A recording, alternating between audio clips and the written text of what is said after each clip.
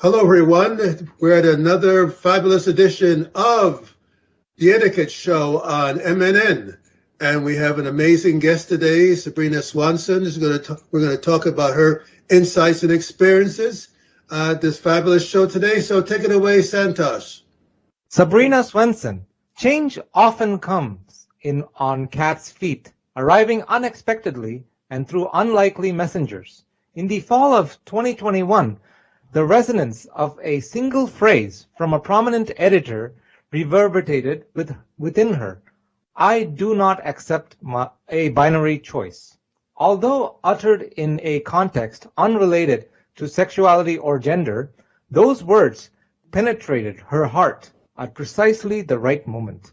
Immediately, she embarked on a physical and emotional journey, expressing a truth that had long simmered within her. The recognition that she is a woman, guided by the support of her therapist, medical providers, and the compassionate HR team at work, she accomplished a lifetime's worth of self-discovery in less than a year.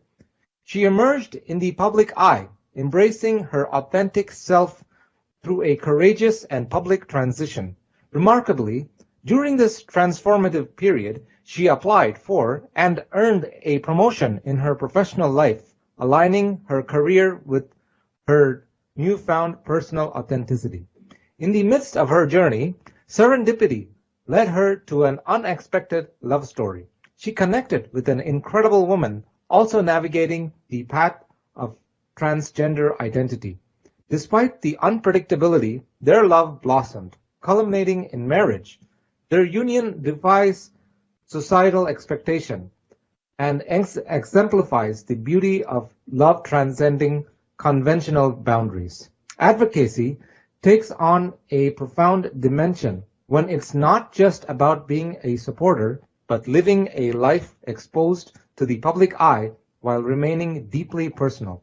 She is grateful for the opportunity to share glimpses of her transformative experience, to let others know that embracing one's authentic self doesn't necessitate adhering to a binary choice. In doing so, she hopes to inspire others to navigate their unique paths with courage and authenticity. Welcome to the show, Sabrina Swenson. It's an honor to have you here. It's a pleasure to be here. Thank you so much for inviting me to the show. I think this is wonderful. Awesome. So, yeah, great to have you, Sabrina. So we're definitely excited. We've been excited to talk to you all week, and definitely let's just delve right into it. So in terms of your tremendous, inspiring story and your experiences, what were some of the one or more notable experiences or challenges you had to deal with in your process of transformation? Well, I mean, first of all, just the courage to be open and accept myself and what I had been feeling all of my life, but I had not the courage or I just didn't think it was possible for me.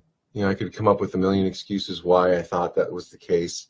But luckily I was able to meet some people throughout the course of my lifetime at various points that gave me glimpses into the fact that there was more than two ways or more than just one path forward for anyone. And certainly the world we live in today is a lot more open and speaking clearly about the fact that life isn't a binary choice. That day when we were talking with some editors at Marvel Films, and we were going into the situation where we were literally having to propose to them kind of a binary option.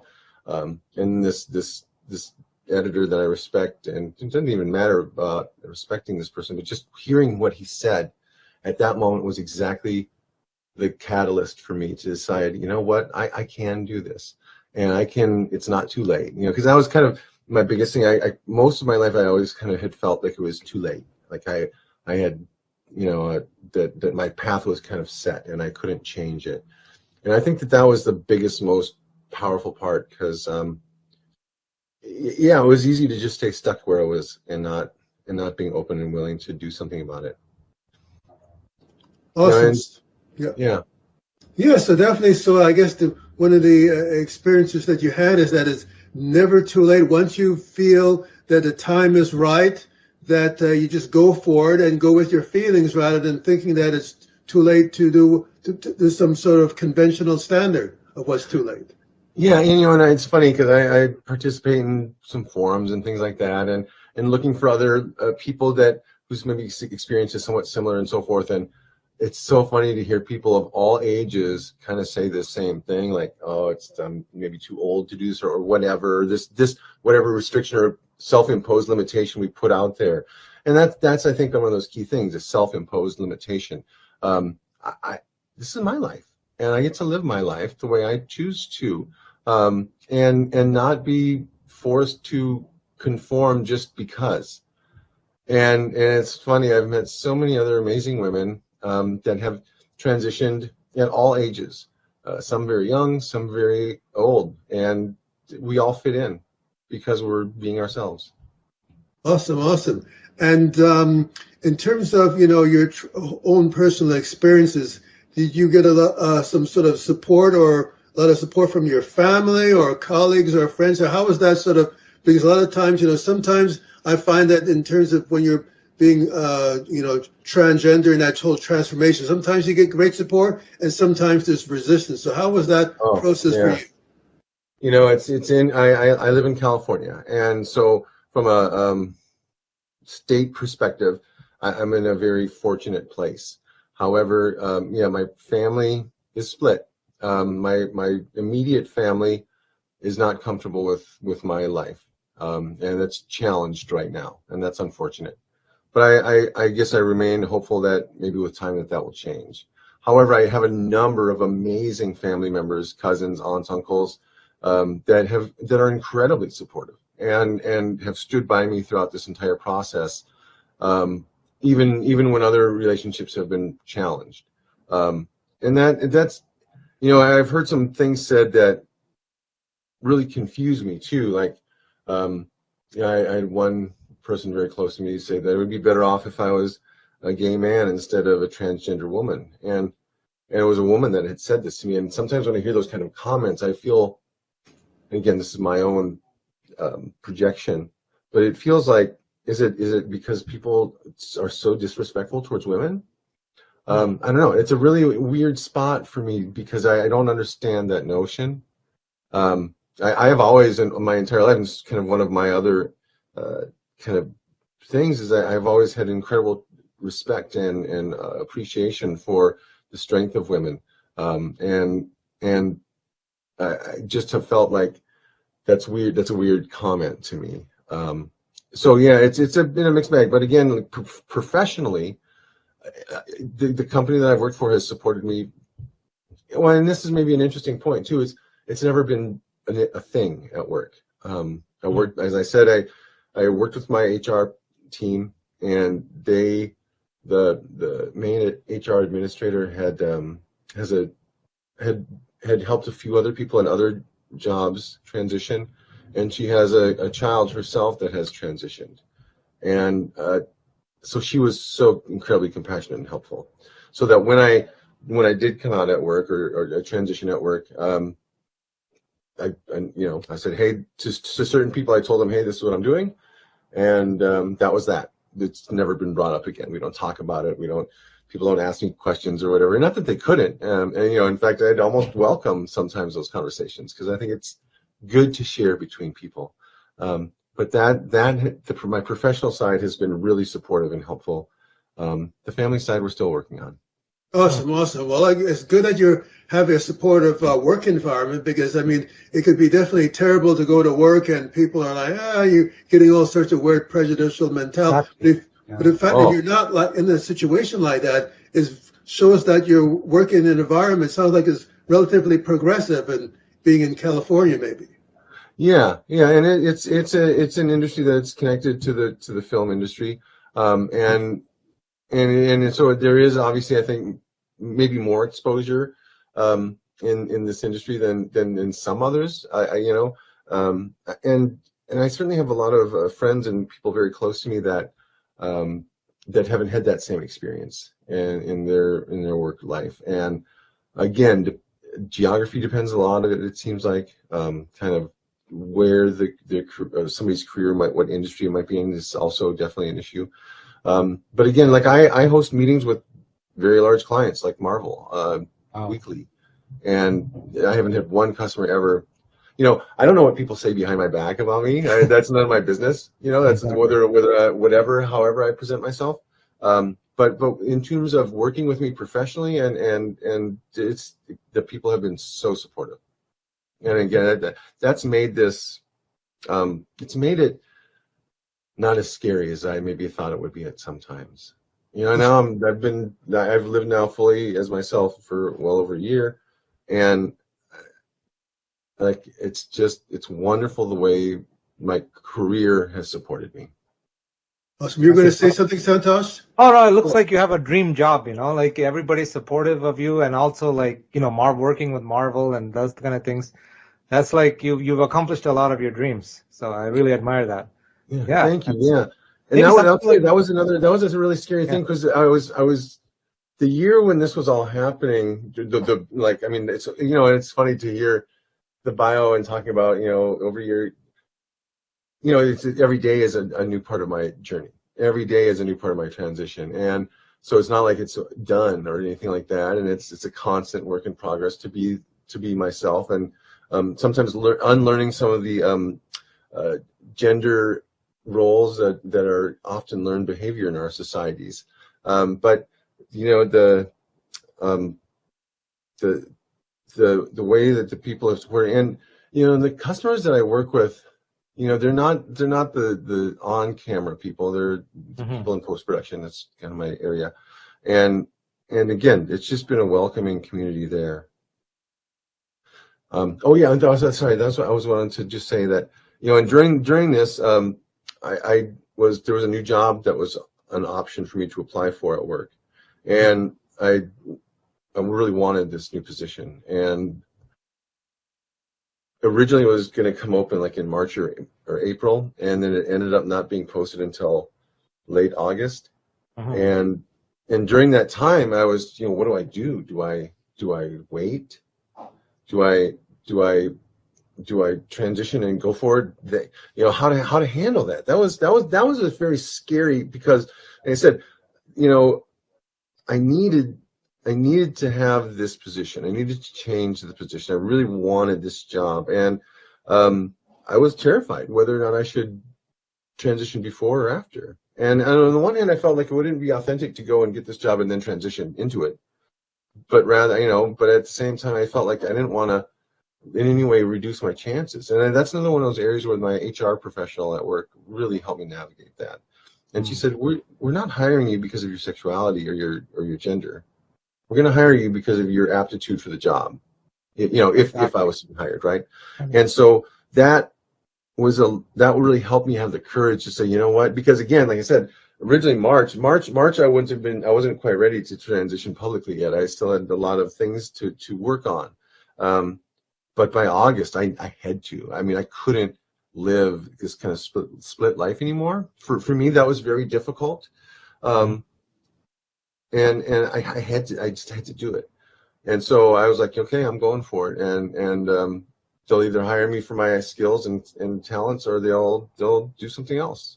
And there's never a guarantee with getting a job, right? It's not given. And it was a very, very rigorous interview process. I had 8 interviews for this position. Wow. And with some very, influential people kind of not only at our company, but a couple of people that are connected to our company, but are external. And again, this was handled professionally. It was my gender identity was never mentioned. And it was just simply, can I do the job? And I'm grateful that they decided that I could. And now I am. Well, that's awesome. Well, that's amazing that, you definitely sound like you're in an ideal HR environment where the HR person was sufficiently forward thinking to know that, it's about your qualifications, not about your gender identity or sexuality. It's about, what you can put into the job. And I think that will be inspiring to many people who are transgender or people who are thinking of transitioning, that yes, there is places like that people are forward thinking. There's no need to just be in a state of fear and paralysis, and that you're inspiring people to go for it and not deal with whatever prejudices that come from it, on their own time, I guess. Right. And I reached out, I did some, Googling and so forth on looking for people kind of at my career level and age, to see, because again, at first, like, am I the first person there? Well, no, I'm not even, I'm not even the 1 millionth person to do, this is not new territory. But I wanted to kind of read some stuff about some other people who had blazed the trail before me and how their experience was and how they handled it. And I was able to find some really strong references and stories from other people that had done the same thing earlier, and had success. And that was also really empowering. And so, yeah, being able to share the story, that whatever our story is, I think because I think a lot of us can feel very alone and isolated. And where to turn, and having other people, peers that we recognize in terms of kind of career levels or similar jobs or whatnot, it's helpful. So if that is something that somebody else benefits from, then that's a beautiful story.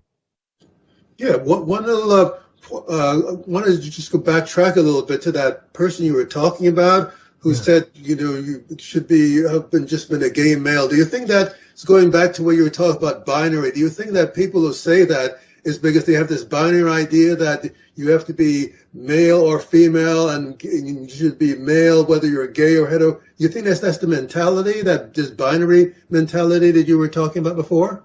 Yeah, well, I think it's two things. I think it's that kind of neoclassical Western view of the world, and especially as until even still in a lot of areas, but until recently, very much the position of traditional church environments. That has said that that's kind of the way things are, and that has been changing. But I also think this is my projection, but I really think that there's a lot of it that has to do with the how society views males versus females. Because again, this was a woman who said this to me, who is somebody who really up until that moment I had so much respect for, and it's not that I don't respect her anymore. I was hurt by because it made me feel like, does she not see herself as valuable because she's a woman? Is that somehow diminish her value? And I'll tell you, as someone who was a middle-aged,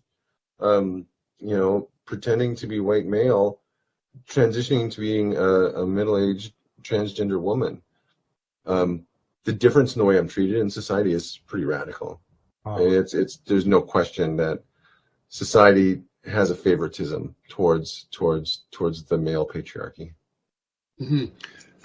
One thing I wanted to ask you about as well is that definitely there's an awareness of prejudices or mentality that one can confront in the sort of the spectrum of the heterosexual community, but at the same time, one sort of conversation which is not necessarily talked about is there's a certain amount of tension that can surface in the LGBTQ communities with respect to, oh, you're bisexual, you can't be bisexual, oh, you can't be that and that and that. So have you, in terms of your contact in the LGBTQ community outside of people who are transgender, have you had any contact, and has that been supportive, of have you run into sort of prejudices or sort of mentalities as well? It's funny. I've read a lot of that kind of dialogue on the internet, and I mean, like, even seeing things like hashtag like LGBTQ not T, or whatever. And it is an interesting notion. Where sometimes I think where transgender people fit, because again, I think it also is it maybe pushes some boundaries in terms of what is real, what is actually versus, because I think a lot more people, again, and this is my projection, my story, I think a lot of us are far more dual nature than singular. I mean, the first 3 or 4 days of gestation, there's no sex, we're asexual, or we haven't formed any genitals or anything like this, and that's kind of a fluid thing. So I think that there's something inside all of us that, and so when we see somebody else do this, have the freedom and liberate themselves in this way to say, I'm going to live how I want to, that pushes some deep-seated stuff, and so much of these things are learned behaviors through a constant exposure to, this is what it means to be this is what it means to be that. Now, on a personal level, I have a number of really wonderful friends that are on every spectrum, specifically gay men that I've known for all of my life, or major portions of it, all been super supportive for me and have been very helpful. I think one of the other challenges, and again, this is my thing, is I'm a very tall lady. 6'3". If I'm wearing heels, I'm going to be 6'5" or so, and so I'm not a petite thing at all. And so that also, I think, maybe like optically is we live in a very visual world, and so people see things and they make assumptions based on that. And like, for example, when I do my photography or whatever, I mean, I know how to take a good picture most of the time, and I certainly am pretty picky about what I post. So it's people might have an illusion of what they think they're gonna run into later on, and then maybe they have this experience of they're confused by whatever proportions. And obviously I'm still deep in my transition. And one of the things I'm still working on is learning how to speak better in a way that's maybe more feminine, or at least in a way that we associate with femininity. Being misgendered on the phone is a constant challenge for sure. And I try to be understanding of that, because again, people are expecting a certain thing based on, and so when those boundaries are kind of messed with or played with, people can sometimes have a hard time figuring that out. But one other thing I'd just like to say really quick, and kind of in conjunction with this, is not only did my HR person at work have this experience, but once I did tell the people that I was managing that I was doing this, I found out that 3 of my 12 staff all had children that were in transition. And I thought that was really incredible. And they're spread out throughout the country. They're not just in California. And I mean, again, I think like to my youth, I didn't know anybody. I didn't even know that this was possible, at that time. I'm growing up in the 80s, 70s and 80s. And so it really is gives me great hope for the continued progressive nature of the movement, of people being free to be who they are. Awesome. Very inspiring. Yeah, were you going to say something, Santosh? Yeah. Oh no, I just find the whole thing very inspiring, and also at the end of the day, like you said, in gestation, like there's no actual gender, like until a certain. And so we live in a very duality based reality, when it's more like it's not black or white, it's more like shades of gray, our reality. And also the soul has no gender, right? Like when you embrace real spirituality and higher understanding. And unfortunately, I think people still are a little bit stereotypical in their views, maybe because of their upbringing as well, or the religious. Right. And again, just the. I joke with all my women friends now. I say, "What's up with pockets? Why can women not have pockets? Like, we're not allowed to have pockets in so many of our clothing." And it's kind of and immediately all the women I say that to chuckle, because there's like this connection. Like, okay, they get it on a different level than just trying to whatever, right? I mean, the difference in terms of the way what I'm expected to do or know or behave, these are somebody else's expectations that are placed on so many of us forever, because of we must do what was done before. And it's funny because you mentioned duality. I'm very much a product of a classical Western world. That's the education system I grew up in. It's the communities I grew up in. It's most of the jobs and careers. So I see the complexity of that. A funny similar thing is, at one point in time in a previous relationship with a wonderful, amazing woman who has children, we were both kind of anti-traditional, and we were getting ready. It was getting towards this time of year, and I was like, well, let's not celebrate Christmas with your kids. Let's do it later for these reasons that I had. And I mean, it was like it was such an immediate and emotional gut reaction that we couldn't do that we had to do the way it's supposed to be, because otherwise her kids would feel awkward or somehow left out at school. And I was like, see, that's one of the big holdups, isn't it? Because we project this thing onto people, and if we're not normal, then somehow we're going to be ostracized. Rather, it's how much more enlightening is it to just be able to accept that we all have a different viewpoint on things. I remember the first time I heard the notion of a twin spirit.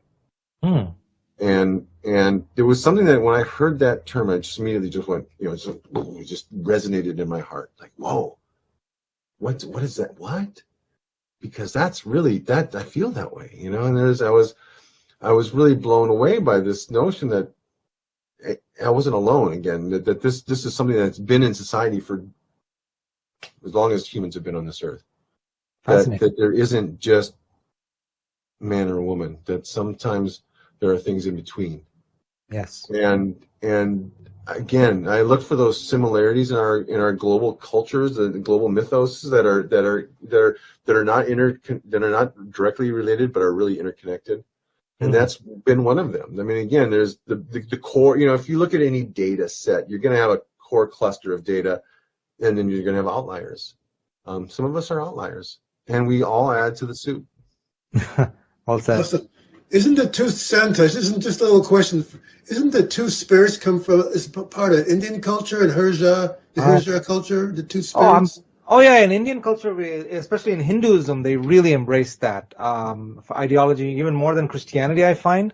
And they understand, like, some people are born that way too. It's not like, some people have, two genders just by birth. So how do we, so God, or whatever you believe in, is creating us special for a certain reason, right? And which I find, it's definitely in the Indian culture, and I think it's also in the Native culture as well, the American Native culture. Yep. So definitely we can learn from all of these spiritual beliefs, and definitely, as I said, the soul knows no gender. So yes. So hallelujah. That reminds me the first time you said that, and now again, it reminds me very much of the movie Cloud Atlas. Oh yeah. It's one of my favorite pieces. And again, directed by somebody who has transitioned, a very famous director whose career started out in one gender and has transitioned. That movie touches me deeply, because again, I think we do, and this is my personal thing. I feel that we do these generational or lifetime over and over again lessons to work things out and be and to elevate ourselves on a new way, and so again, I'm so grateful and so thankful that I have chosen to respect myself enough to do this and not live a life where I was like, no, it's too late. It's not. You know what? Today's the youngest I'll ever be. That's good said. Well said. Every day is the youngest day I'll be for the rest of my life. And so it's never too late. Amazing, again, there's so many amazing women throughout my life that have taught me. And I was at a meeting once, and this woman walked in, and she was 80 years old. She goes, you know what? Today's a good day to reinvent myself. Aww. And the younger me at the time was, this old lady here. No, she was the youngest she was ever going to be that day. And she did, and she keeps doing that. And isn't that empowering to know that we're not stuck? I just had a conversation with my wife and a dear friend yesterday, and we were talking about this notion that that our purchasing habits, as looked at by like corporate marketing advertisers or whatever, are pretty much locked in at a very young age, 18, something like that. We kind of, if you're going to drink Coke, you drink Coke or Pepsi, right? And I love being able to shake that up and say, you know what, I can reinvent myself today. Today I'm going to become a water drinker. Whatever it is, we can always change. We can always have that option available to become who we want, who we see ourselves as. Yes. Well, definitely. I mean, being able to, embrace that idea of change and reinventing yourself as a whole perspective of having an elevated consciousness, being adaptable, being open to your own personal exploration and transformation in terms of your own identity without necessarily conforming to some script of what society thinks you should be at a given time. Yeah, that's just it. Again, it's where does this notion come from that I have to be anything? What not to but like a silly thing that I like to do when people get upset or crazy about, like, for example, you hear people just say different things, like, and I'll say, well, go outside and yell whatever phrase you think is illegal or can't be said. Or a good example is like when people say, oh, there's a war on Christmas, right? I was like, go outside and yell Merry Christmas to see how quickly the cops show up to arrest you. I mean, it's just a fallacy, right?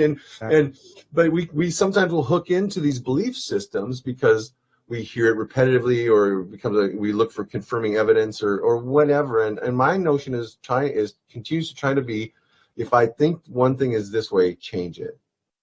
Mm-hmm. Change it. Just try it and see what happens. Mm-hmm. Definitely, it's important to be open to change in life, because sometimes you're not open to change. You start to regret it later in life. That why wasn't I open? Why was I stuck in a rut? Why didn't I seize life rather than let it just sort of be ossified and be stagnant? Yeah, who's holding me back? Oh, and you look around and all of a sudden you realize, oh, it's me. Exactly. The mind. I'm holding me back. Nobody else is telling me, I mean, people might say something, you shouldn't do this, you shouldn't do that, but they're not stopping me. Mm-hmm. Power is given, and I get to choose where I put my influence or power or strengths. And I don't have to just conform. And again, not that conforming is wrong or bad, or, it's not that either. It's just be authentic, be real, be who you are. And this is who I am. Mm-hmm. I've never felt more comfortable with myself than I have now. Awesome. Well, that's a very important message for people, again, who are doubting themselves or want to transition, who think, they can look to stories like yourself and other people out there as inspiring them to give, to give out, not sort of being inhibited in what they can do and what the possibilities might be. Yeah. And not be, like, again, a big restriction for me too for a long time was, I just felt that my body was the wrong body to try to transition. I was too tall. I was too this, too that. Oh. And at one point in time in my life, I dealt with some weight issues. And at one point I was over 400 pounds. And regardless of what sex I represented at that time, I guarantee you I looked radically different at 400 pounds than I did at, about 240 where I, kind of landed. And it had nothing to do with gender. That was just, just how I looked. And so this notion that I can't look some other way, is again, my restriction that I had placed on me. It wasn't, I remember the first time I walked into a store to start buying new clothing instead of just ordering them online.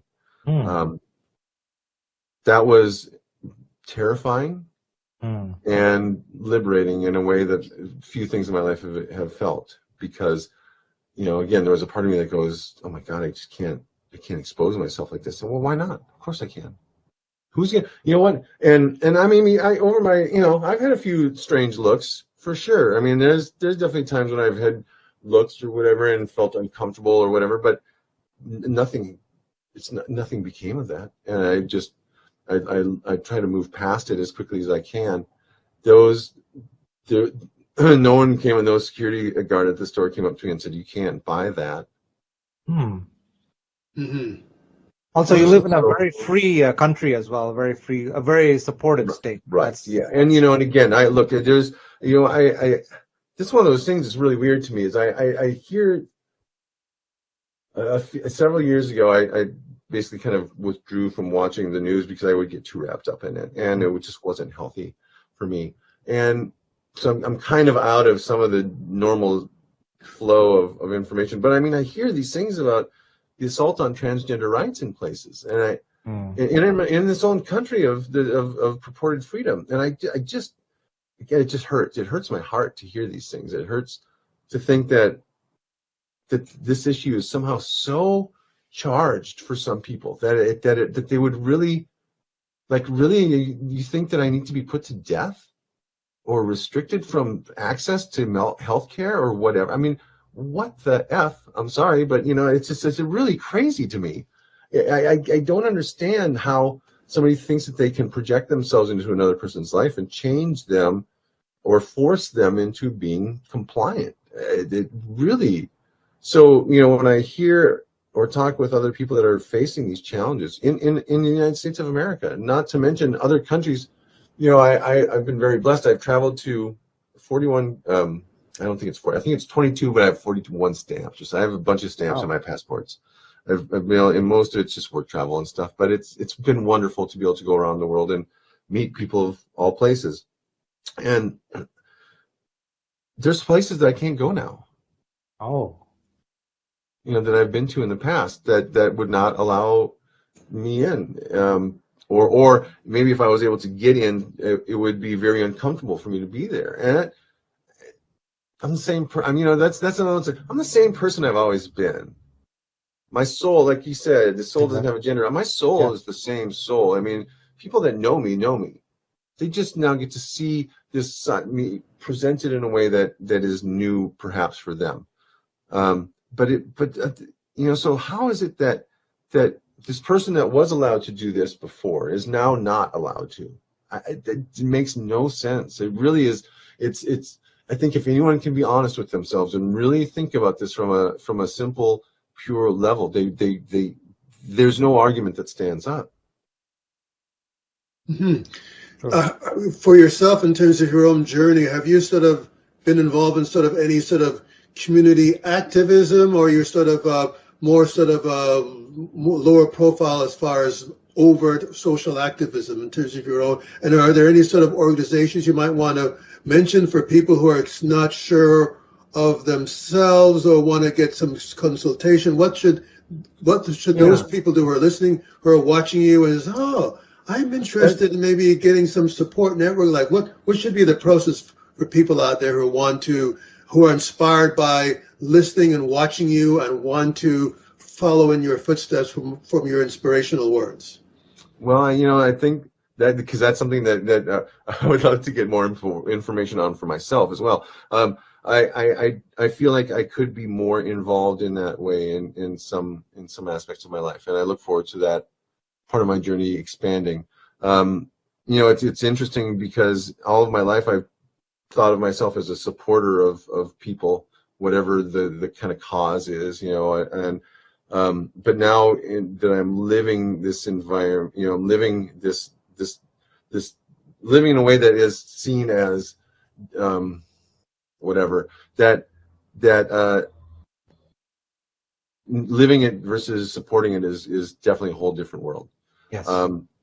And so that's I don't feel like I have given back to the community the way I should, but I don't yet know how that will manifest for me, and I look forward to finding that out. Now, again, as somebody who's done a lot of documentary films and so forth, that's one thing that immediately kind of gets my attention is, maybe I should do a film about this or that, and who knows where that's going to go. I mean, I think that there's a lot of road in front of me. I would like to be more involved in the community, I think, oftentimes. At the same time, I know that me living authentically and just being the best self that I can be is the best billboard or messenger that I can also have. My light, if I'm shining brightly, is going to radiate outwards, and I want that to be the case. So yeah, I look forward to finding out more about opportunities and things like that in the future. Like I said, again, a lot of my physical transformation is constantly a work in progress. And that's an area that I'm always interested in developing more too, is because again, my thing is I don't want to, I just want to be myself. I don't want to be a distraction. I don't want to be something that makes anybody ever uncomfortable in that way, but rather I want to be just somebody who is accepted for being myself. So for me, there's certain parts of my physical journey that are still kind of, I feel, and again, no one has ever come up to me and said this or that, with maybe the exception of my eyebrows. But I want to keep being the best version of myself, so that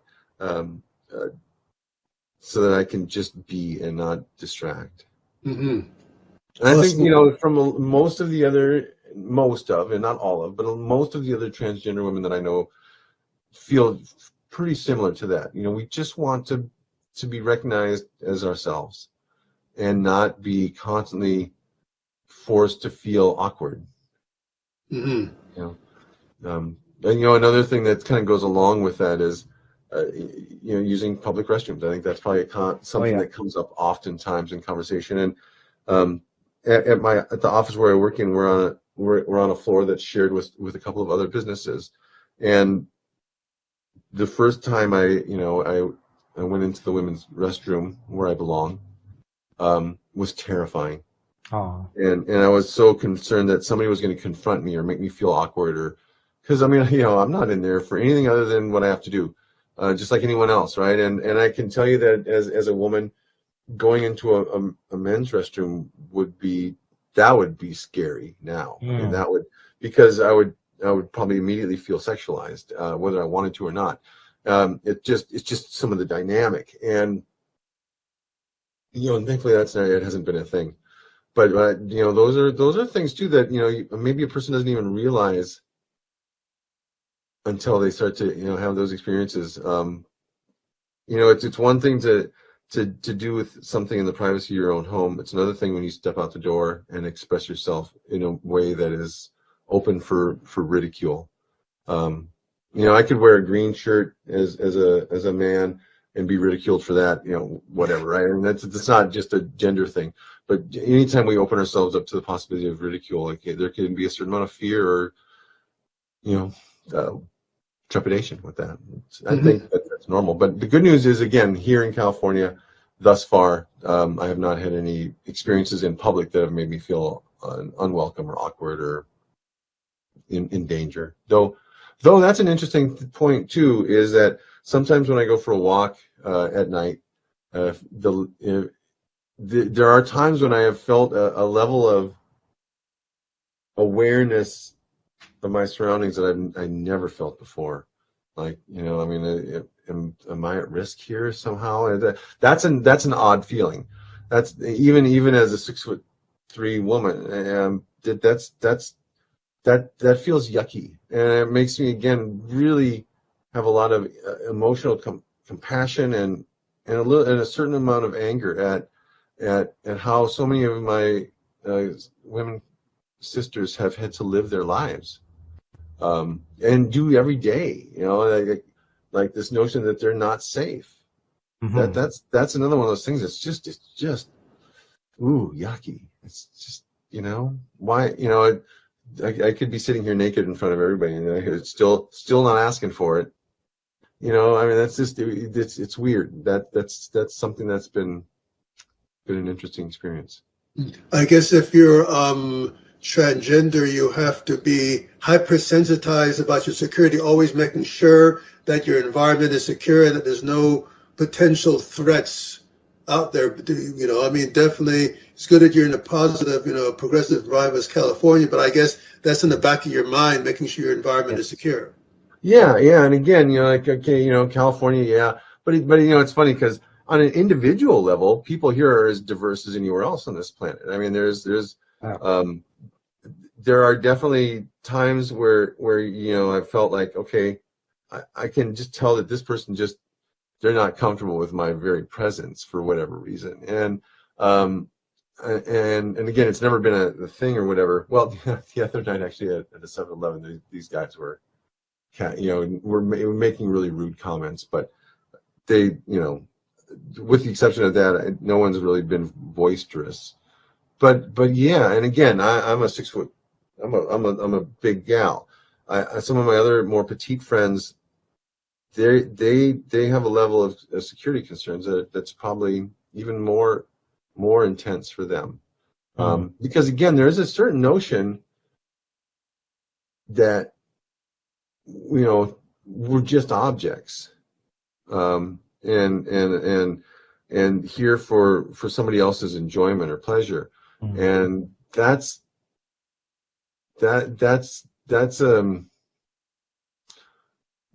really an unfortunate thing, I think, because we're just people like anyone else, and our sexual choices and identity is as diverse and unique as anyone else's.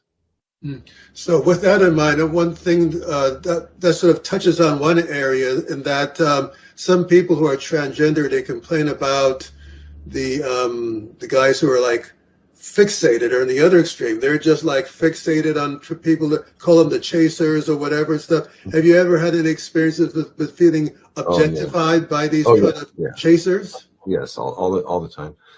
That's, and again, like it's funny. Like I have social media, and I some of my accounts are a little bit more towards kind of my modeling passions, but not I'm not out there like trying to solicit a certain response, and yet the number of comments or the number of unwelcome photos, the way I'm treated as a woman is so radically different. I mean, I've never ever had a like somebody send the male version of my past ever send me an unsolicited genital picture. I mean, and I don't know I've had a day where I haven't had one since transitioning. And again, there are people out there that, I have no idea who these people are. I don't know them. I haven't met them. They're maybe somewhere else. But they feel the need to behave in that manner. And that's awkward. To me, I kind of, again, I've been living this way long enough now. I can almost kind of laugh it off, but it worries me because, again, it's like, okay, I have a certain level of life experiences, but somebody else might take that in a really damaging context. I feel like I can handle it and move on, no problem. But some people, I think it becomes it's dangerous. And yeah, these, and it's funny, like there's this mentality that we have a singular purpose, by our very existence. And that's not the case. Again, transgender women, we're just as diverse in our needs and wants and desires as any other group of society. I think it's silly to think that one group is so X or so Y or whatever. That, again, coming back to that whole notion of binary choice, some days are better than others. Whatever the context is, like not every day is the same. It's an ever evolving thing. Some days I feel very sensual or very this or very that, and other days I'm like, ugh, I just don't share that feeling at all. Yeah, there's definitely a diversity on all human beings, including the transgender community, ethnicity, in terms of ethnic, cultural values, in terms of their sense of gender identity, all sorts of how they feel, how they want to be treated by different people sexually and otherwise, what they think is appropriate. And a lot of people stereotype and think that transgender is just one group, and even if they feel supportive, they still have a prejudicial mentality in terms of the diversity. They're just like not sufficiently educated, maybe. Do you think that's what it is with some people? Yeah, and again, I think that there's a lot of just sexuality around the notion of transgender on some levels. Again, in people's, I think a lot of especially male exposure to transgender in the beginning is probably primarily through erotic or sexual areas, or that has that's connected to that somehow. It doesn't have to be only pornography or anything like that, but it could be just whatever, the first time somebody's exposed. And so through that, I think that again fuels this mythos that we're all one way or we're all the other way. Again, I'm married to a beautiful, amazing transgender woman. Her and I have a loving relationship that's based on her and I, not based on a stereotype or a role or an expectation. That's again not what maybe people assume at face value. It's funny. This is my wife. And people are they don't understand. They're like, well, wait a minute, but wouldn't that mean? And it's like, stop trying to piece your projection of what our lives are supposed to be like on us. We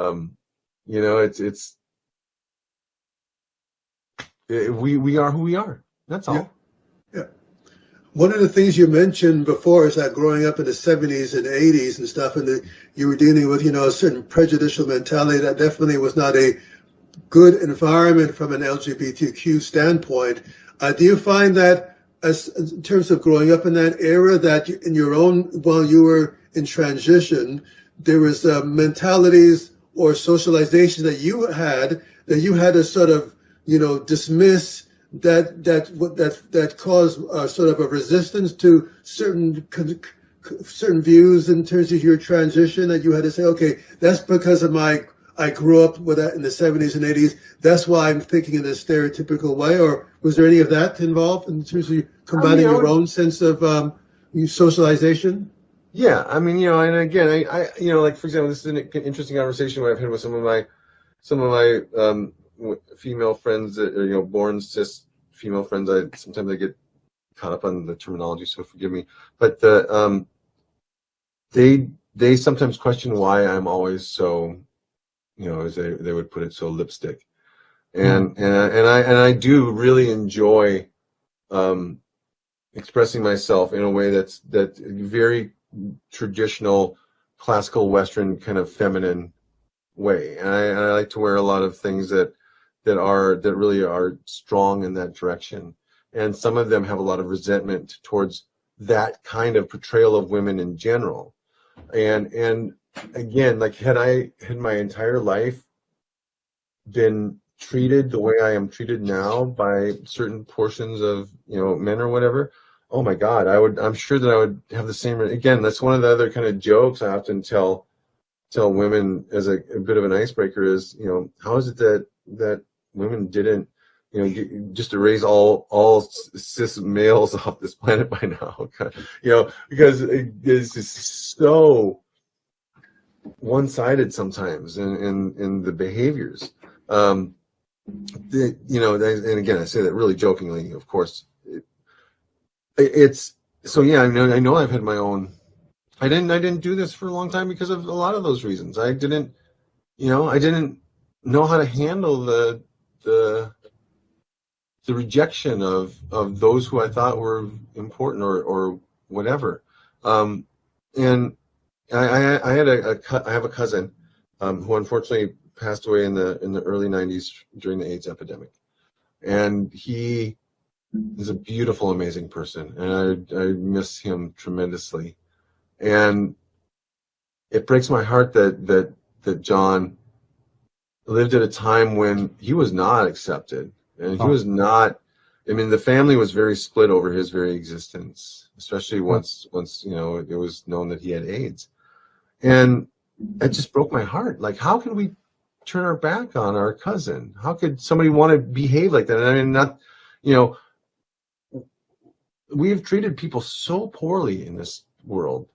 Treated people just with absolute disdain and better thanism and domination, and it just, I really don't, that part, that's really I have such a over that. I don't get it. I don't understand how we have thought that this was okay, how we could say one thing out of one side of our mouths and progress or say something about religion or whatever, and then at the same time hold a whip in our hand or a gun or whatever and point it at another person and shoot it. These things are so like grating and gross and disgusting to me. I don't understand how our society has gotten away with this for this long, and certainly now having the opportunity, now living my life. It's confusing to me how people think it's okay to treat somebody else different. Period. It's not okay. Yes. So, Sabrina, is there any last comments you wanted to make before we sign out? Just I would like to express I would like to express my gratitude to each of you for having me on your show. I really appreciate you for promoting conversation, because it really starts to me with conversation and being open to listen and hear each other. And then from there, I would just really like to encourage anyone that's watching or listening to not live a life of fear, Yes. But live a life of openness and acceptance, however that works for you. Exactly. Don't let me tell you how to be. Don't let any of us tell you how to be. Be who you are. And know it's never too late to be yourself. Ever, never, ever. It's always a good day to start over. Fantastic. Be who you are. That's definitely important, sort of, for anybody to, to be true to yourself and not be dealing with, be constricted by societies and your own sort of prejudices, which are going to prevent you from blossoming into the true self that you are. Exactly. Yeah. Again, it's one of those things where I got to a point in my life where I was like, you know what? Anything that I'm afraid of, I'm going to do. Because that fear is, I impose that on myself. It's not real. It doesn't exist. I did that. So I can undo it. Awesome. So that's, thank you very much for coming on the show. Sabrina, you were very inspiring today and stuff. And, I think a lot of people who are, whether they're transgender or whoever they are going to learn and be inspired in terms of having a sense of gratitude, a sense of positive sense of self of who they are, and to take a hold of that, seize the opportunity in life to do something positive and not be restricted. So thank you very much for coming on our show, the Etiquette Show, Sabrina, today. Thank you very much, Sabrina. Thank you so much. Thank you very much, Santosh. Thank you. No problem.